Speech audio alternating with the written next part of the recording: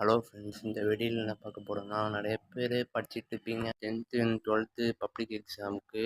இந்த மாதிரி எக்ஸாமுக்கு எனக்கு தெரிஞ்சு நான் ஃபாலோ பண்ண ஸ்டடி டிப்ஸு, அப்புறம் எக்ஸாமில் கொஞ்சம் மெமரி பவர் இன்க்ரீஸ் பண்ணதுக்கு, நம்ம படித்தது மறக்காமல் இருக்கிறதுக்கு எனக்கு தெரிஞ்ச ஒரு சில டிப்ஸு சொல்கிறேன் ஃப்ரெண்ட்ஸ். இது உங்களுக்கு விருப்பம் இருந்தால் ஃபாலோ பண்ணுங்கள். இது உங்களுக்கு உண்மையாமே ஹெல்ப்ஃபுல்லாக இருக்கும். எக்ஸாம் மெமரி கான்சன்ட்ரேஷனும் இம்ப்ரூவ் ஆகும். ஓகே, வீடியோக்குள்ளே போய்க்கலாம். அதுக்கு முன்னாடி நம்ம வீடியோவை லைக் பண்ணுங்கள், சப்ஸ்கிரைப் பண்ணுங்கள் ஃப்ரெண்ட்ஸ். ஓகே, வீடியோக்குள்ளே போய்க்கலாம். டிப் நம்பர்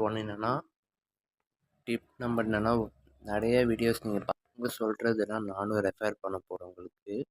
அதாவது பாஸ்ட்டு கொஷின் பேப்பர்ஸ்லாம் ரிவைஸ் பண்ணி அதில் இருக்கிற சிமிலர் அண்ட் காமனான கொஷின்ஸை மார்க் பண்ணி அதை நோட்டில் எழுதி அதுக்கான ஆன்சர்ஸை நீங்கள் படிச்சிங்கன்னா கொஞ்சம் உங்களுக்கு ஈஸியாக இருக்கும். எது எது வரும்னு உங்களால் அனலைஸும் பண்ண முடியும்.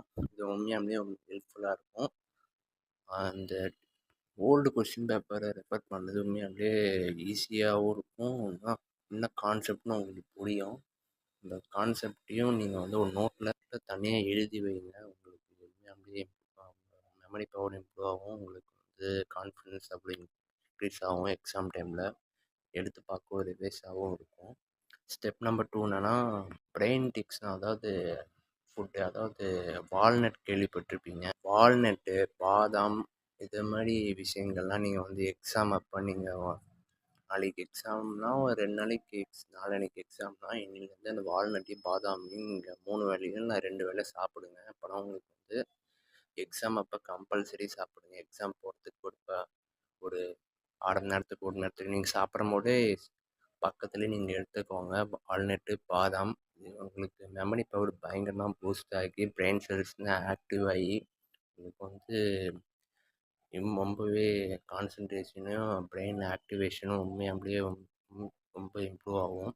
ஸ்டெப் நம்பர் 3 என்னென்னா நீங்கள் நோட்ஸ் எடுக்கணும். நீங்கள் ரெகுலராக கிளாஸ் போகலனாலும் நீங்கள் நோட்ஸ் எடுத்தால் மட்டும்தான் உங்களால் புரியும். முக்கியமான கீ பாயிண்ட்ஸ் நீங்கள் தனியாக நோட் போட்டு இந்த சப்ஜெக்ட்டுக்கு நோட்ஸ் எடுத்தால் மட்டும்தான் உங்களால் நீங்கள் நோட்ஸ் எடுக்கணும். ஸ்டாஃப் சொல்லிக் கொடுக்குற சார், மேம் எதை சொல்லிக் கொடுக்குற ரெகுலர் நோட்ஸ் எடுங்க. அதை நீங்கள் டெய்லி ரீகால் பண்ணி தனியாக எழுதி பாருங்கள். மேக்ஸில் தனி இம்பார்ட்டன்ஸ் கொடுங்க.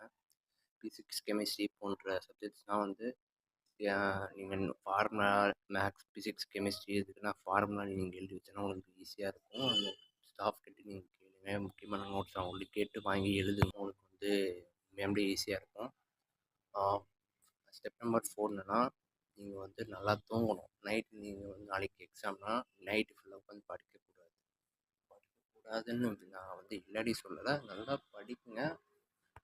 பட் உங்களுக்கு தூக்கம் உண்மையாகவே பிரெயினுக்கு முக்கியம்.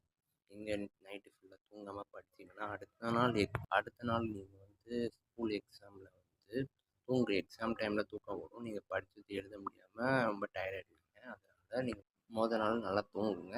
காலைல நல்லா மெடிடேஷன் பண்ணிவிட்டு நல்லா சாமி நீங்கள் எக்ஸாம் அட்டன் பண்ணுங்க. இது உங்களுக்கு நல்ல வெல் பவரை தரும். கான்ஃபிடன்ஸும் இம்ப்ரூவ் ஆகும். நீங்கள் படித்ததை நல்லா இம்ப்ளிமெண்ட் பண்ண முடியும் எக்ஸாமில். ஓகே, ஸ்டெப் நம்பர் 4 என்னென்னா நீங்கள் நல்லா கான்ஃபிடென்ஸ் வைங்க உங்கள் மேலே. நீங்கள் ஒரு கொஷின் நீங்கள் படிச்சிருப்பீங்க.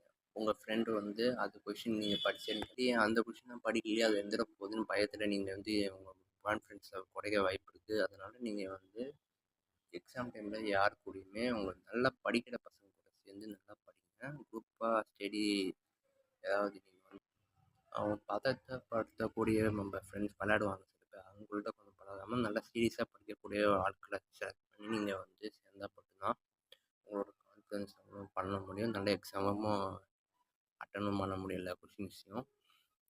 ஓகே ஃப்ரெண்ட்ஸ், எல்லோரும் நல்லபடியாக எக்ஸாம்ஸ் எழுதுங்க. All the best. நல்லபடியாக ஸ்கோர் எடுங்க. ஓகே, தேங்க்யூ ஃபார் வாட்சிங் மை வீடியோ.